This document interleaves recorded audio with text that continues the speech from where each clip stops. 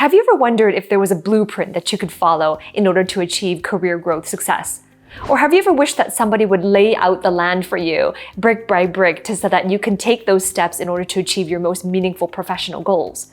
Well, you've heard the saying that in order to get to the next level, you need to add more value. And you've heard that in terms of value in salary exchange, that add more value, have more opportunities. Add more value, become more visible. We've all heard that before. So in this video, I have good news for you. In this video, I'm going to share with you a blueprint on what it does mean to grow your career path in each stage. And the principles that I'm about to share with you apply to any industry. So there are 4 levels of value, regardless of what industry that you're in, what company that you work for right now, or what industry or company that you want to grow into the future.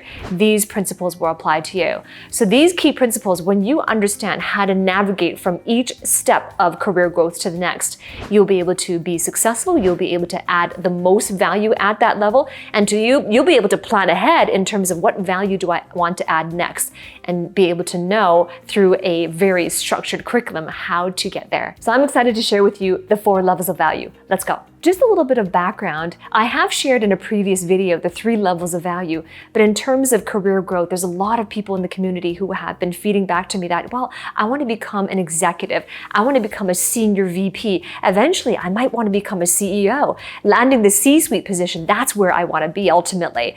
So with respect to that, in response to that, I want to share with you 1 layer of value that I have not shared before. So in this video, it's the 3+1 levels of value, 4 levels in total, that when you understand this is the blueprint for career growth to the executive level positions and beyond, if it is you want to become C-suite, then the 4th level of value is going to be the one that is most important. The first level of value is implementation. When you are in the level of implementation, it is the early stage of career. This is where you are a newly graduate, an intern, an individual contributor as well, or you have been introduced into that industry. This is where you're hired to do a thing. You are the doer. You follow directions, there are processes that are given to you, and your performance metrics are all based on how well do you follow instructions, how well can you follow through on processes. Are you going to do as you say you are going to do? Are the skills going to be able to be developed in terms of your efficiency at doing those tasks? So it's very tactical. So this is the level of implementation. And when it comes to being paid your worth in terms of the value you bring in at the first level of value, the pay is directly linked to your time. How much time you spend on those tasks, the time that is spent. You go to the office or you go to your office to be able to do that work. So there's this very strong link between money and time.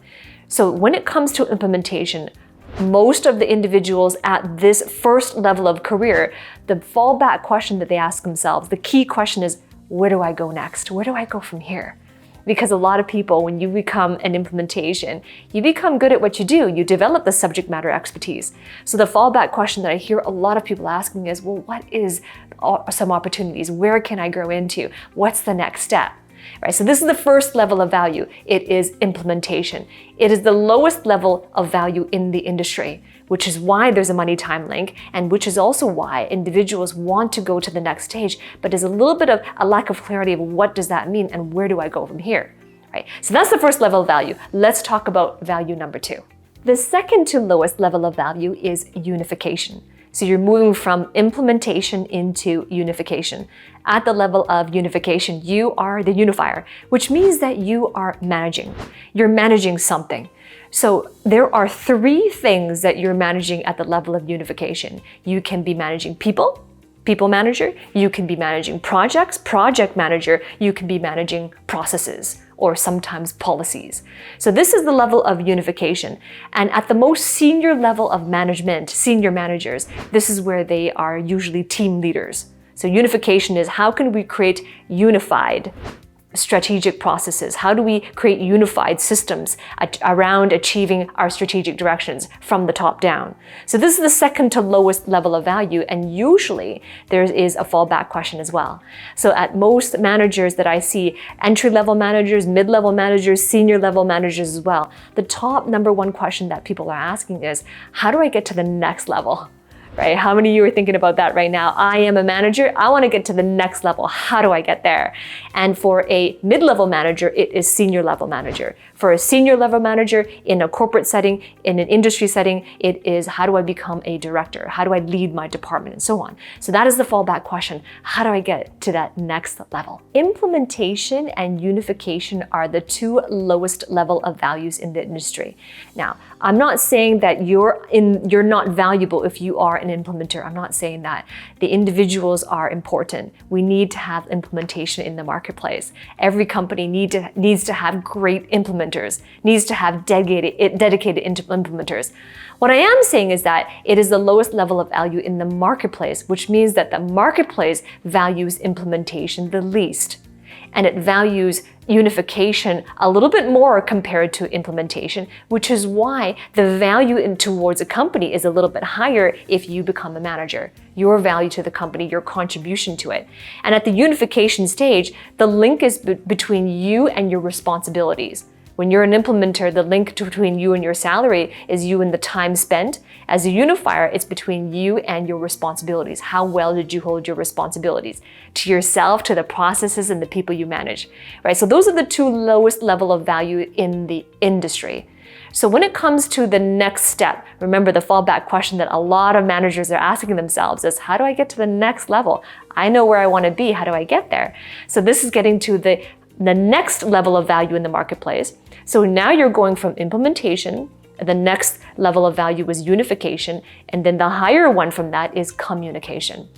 And that's exactly why when you are in your company, sometimes you notice, well, a lot of my colleagues were able to get ahead. They were able to get promoted, and they're not as experienced as I am. They're not as good at what I do. They're not as good at it compared to me, and yet they become promoted simply because they can talk well.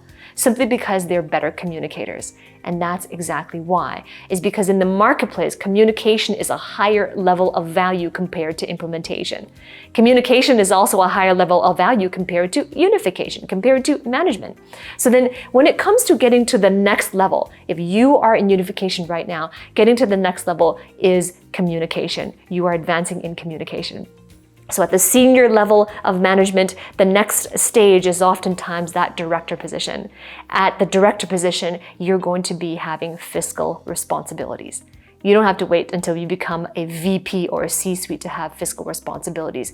You already begin to have fiscal responsibilities at the director level. So it's important for you to be able to see what core functions of the business that you are accountable for on a high level, but also on a day-to-day level, your daily tasks and your responsibilities, how they relate to contributing to the fiscal growth of the whole company.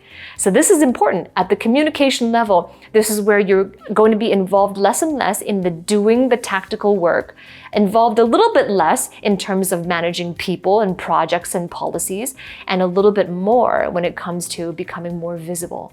You may not be the face of the company yet, but this is where you are expected to provide consultative services, consultative recommendations, to speak up as well and to share your insights.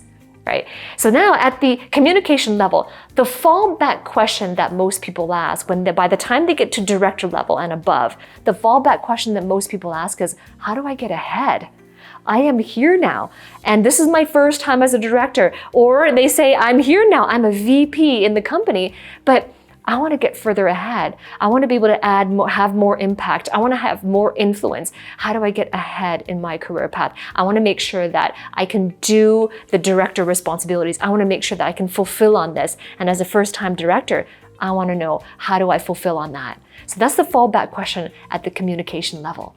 And that's not all. In my previous video, I shared the first 3 levels of value. Now, let me reveal to you what's the 4th level of value. And this is the highest level of value in the marketplace.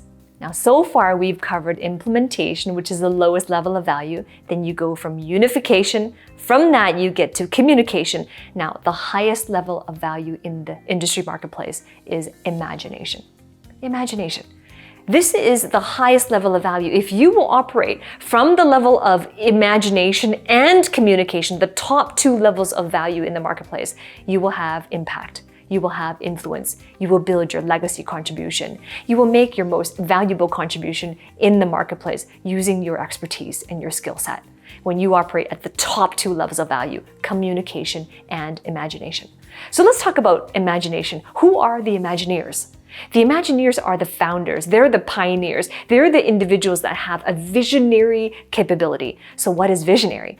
Visionary is being able to see the future of an industry and saying, this is the future that is possible for us. It is a reality, it is possible. This is the direction we can be going and what we can achieve. So that's the visionary capability. So they go into the future and say, of an expansive future, generations out, 5 years out, 10 years out, and they can imagine that improved future circumstance, that improved future situation.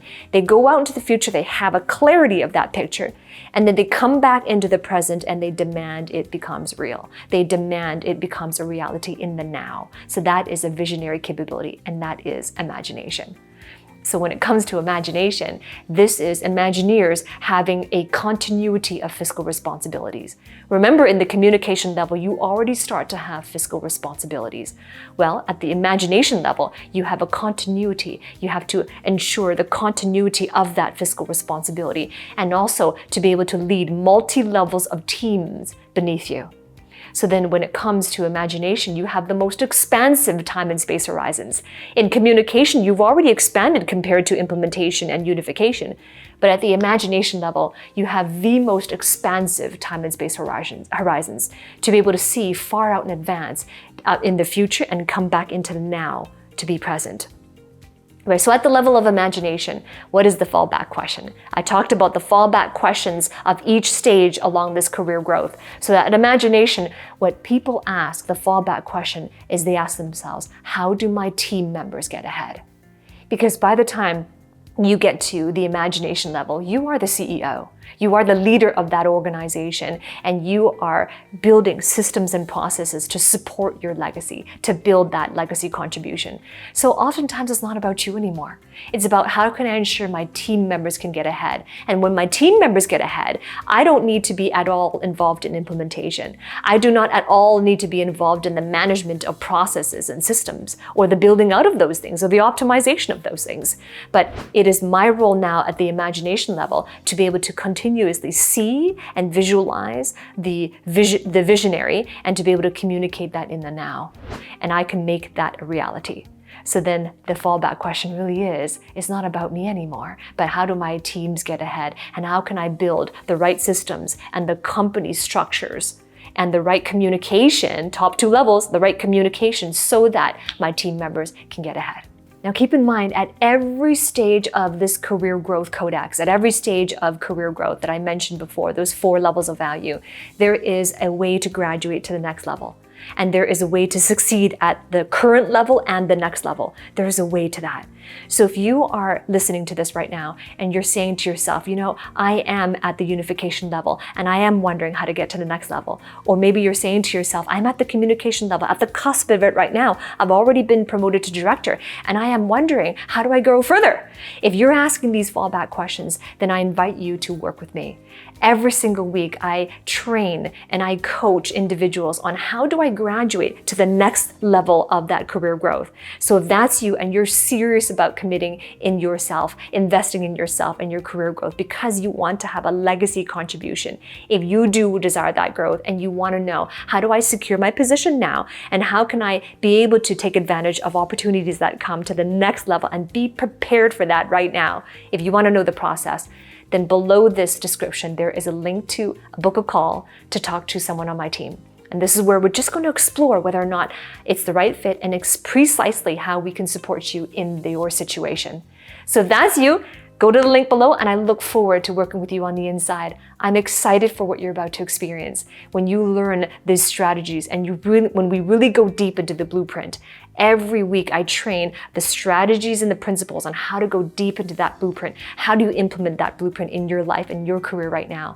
And when you have done that and installed that blueprint, I'm excited for what you're about to experience and the contribution you can make. In the next video, I share my 5 rules on how to prepare yourself for the executive career path. And that video is coming right up next. I'll see you there.